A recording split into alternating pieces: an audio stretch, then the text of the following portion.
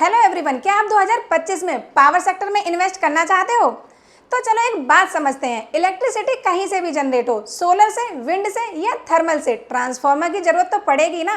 तो क्यों ना हम एक ऐसी कंपनी ढूंढें जो ट्रांसफार्मर बनाती हो। क्या मैं सही बोल रही हूँ? अगर हाँ, तो एक ऐसी कंपनी का आईपीओ आ गया है जिसे 30 सालों से ज़्यादा का एक्सपीरियंस है ट्रांसफार्मर मैन्युफैक्चरिंग में। नाम है अटलांटा इलेक्ट्रिकल्स। इस वीडियो में कंपनी का overview, industry outlook, financial performance, IPO detail, GMP, peer comparison और कितना लिस्टिंग इन मिल सकता है। लास्ट में ये भी देखेंगे कि मैं इसमें अप्लाई करने की सोच रही हूँ या अवॉइड।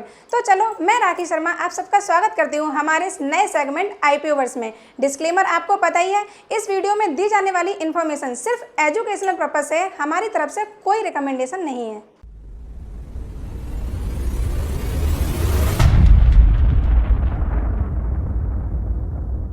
ये company power transformer, auto transformer, furnace transformer, inverter duty और स्पेशल ड्यूटी ट्रांसफार्मर बनाती है। पहले ये कंपनी 200 मेगावोल्ट एम्पियर कैपेसिटी और 220 किलोवोल्ट वोल्टेज के ट्रांसफार्मर बनाती थी, लेकिन बीटीडब्ल्यू अटलांटा ट्रांसफार्मर के एक्विजिशन और वडोदरा यूनिट के कमीशनिंग के बाद ये 500 मेगावोल्ट एम्पियर की कैपेसिटी और 765 किलोवोल्ट वोल्टेज के ट्रांसफार्मर बना सकती है। और अच्छी बात यह है, इंडिया में ऐसी बहुत कम कंपनीज हैं। ये कंपनी 4400 ट्रांसफार्मर सप्लाई कर चुकी है, टोटल 94,000 मेगावोल्ट एम्पियर के 19 स्टेट और 3 यूनियन टेरिटरीज में। इसके अलावा कंपनी के 5 मैन्युफैक्चरिंग फैसिलिटीज हैं, जिसमें से 4 ऑपरेशनल हैं और इनके 208 से ज़्यादा कस्टमर्स हैं, जिसमें से सबसे बड़ा कस्टमर है इनका गेटको, Gujarat Energy Transmission Corporation Limited. और कुछ बड़े प्राइवेट प्लेयर्स भी हैं, जैसे Adani Green Energy, Tata Power. ये तो हो गया कंपनी का ओवरव्यू। अब इंडस्ट्री आउटलुक देख लेते हैं। तो वही ट्रांसफार्मर की डिमांड इंडिया और ग्लोबली दोनों जगह पे स्ट्रांग है। ऐसा एक्सपेक्ट किया जा रहा है कि फाइनेंशियल ईयर 2024 से 30 तक 7 से 8% का CAGR रह सकता है। तो इसके पीछे का रीज़न क्या है? पहला, इंडिया में लास्ट 10 सालों में इलेक्ट्रिसिटी कंजम्पशन की डिमांड 50% से ज़्यादा बढ़ी है। दूसरा, इंडस्ट्रियलाइजेशन और अर्बनाइजेशन बहुत तेज़ी से ग्रो कर रहा है। तीसरा, मेट्रो और हाई स्पीड रेल प्रोजेक्ट्स के लिए मीडियम टू हाई ट्रांसफार्मर की ज़रूरत पड़ेगी। चौथा, तो आपको पता ही है कि इंडियन गवर्नमेंट क्लीन एनर्जी और पावर ट्रांसमिशन में कितना ज़्यादा फोकस कर रही है। तो भाई, समय के साथ ट्रांसफार्मर की डिमांड बढ़ेगी। तो चलो अब इसके फाइनेंशियल्स और साथ ही पीयर कंपैरिजन कर लेते हैं। तो जो इसके DRHP में 3 कंपनियों का मेंशन है, उसमें से पहली है वोल्टेम ट्रांसफार्मर, दूसरी है दानिश पावर और तीसरी है ट्रांसफार्मर्स एंड रेक्टिफायर्स। और अपनी वाली कंपनी है अटलांटा इलेक्ट्रिकल्स। स्टार्ट करते हैं रेवेन्यू ग्रोथ से। तो अगर फाइनेंशियल ईयर 2024 को छोड़ दें, अटलांटा इलेक्ट्रिकल्स का रेवेन्यू ग्रोथ अपनी तीनों ही पीयर कंपनियों से ज़्यादा है।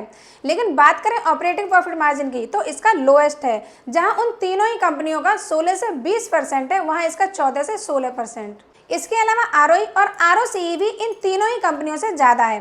तो अब हमें कैलकुलेट करना है लिस्टिंग प्राइस। उसके लिए price to earning ratio, price to book value और प्राइस टू सेल्स देख लेते हैं। तो भाई, इन तीनों ही कंपनियों का PE रेशियो, PB रेशियो और PS रेशियो आपको स्क्रीन पे दिख रहा होगा।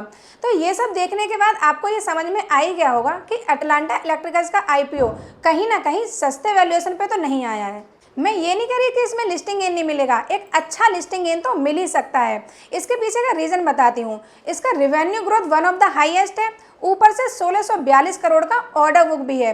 और आपको पता ही होगा, इस IPO से जो पैसा रेज कर रही है उसमें 210 करोड़ वर्किंग कैपिटल के लिए है। तो इससे सीधा सीधा समझ में आ रहा है कि फाइनेंशियल ईयर 2026 का रेवेन्यू ग्रोथ भी बहुत अच्छा हो सकता है। इसके अलावा ROE और ROCE भी इन तीनों से ही ज़्यादा है। तो भाई, दिक्कत क्या है? ऑपरेटिंग प्रॉफिट मार्जिन ना, इसे भी समय के साथ सुधार लेगी।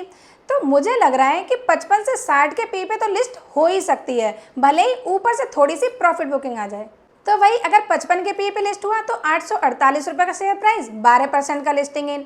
और अगर 60 के PE पे पहुंच जाता है तो 925 रुपये का शेयर प्राइस, 22% का लिस्टिंग इन। और इसका GMP भी 19% पे चल रहा है। तो पॉसिबिलिटी बनी हुई है कि एक अच्छा लिस्टिंग इन तो मिल ही सकता है। अब लास्ट में ये बचा है कि मैं इसमें क्या करने की सोच रही हूँ, अप्लाई या अवॉइड। उससे पहले IPO की डिटेल्स जान लो। ये IPO 22 सितंबर को ओपन हो रहा है, 24 सितंबर को क्लोज। लिस्टिंग डेट है इसकी 29 सितंबर। प्राइस बैंड 718 से 754 रुपये। मिनिमम कट ऑफ प्राइस 14,326 रुपये। बाकी स्मॉल HNI और बिग HNI की मिनिमम मीटिंग डिटेल्स आपको स्क्रीन पे दिख रही होगी।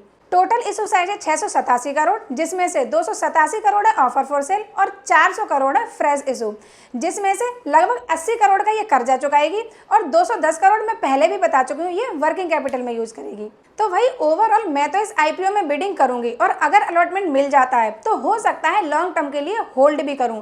बाकी कंफर्मेशन के लिए एक बार क्यूआईबी का डेटा जरूर देखूंगी, आप भी देख लेना, क्योंकि आपको भी पता है कंपनी कितनी भी बुरी हो या कितनी भी अच्छी हो, ये देखना बहुत जरूरी है कि मार्केट उस पर कैसा रिस्पॉन्स कर रहा है। आज का कंटेंट खत्म।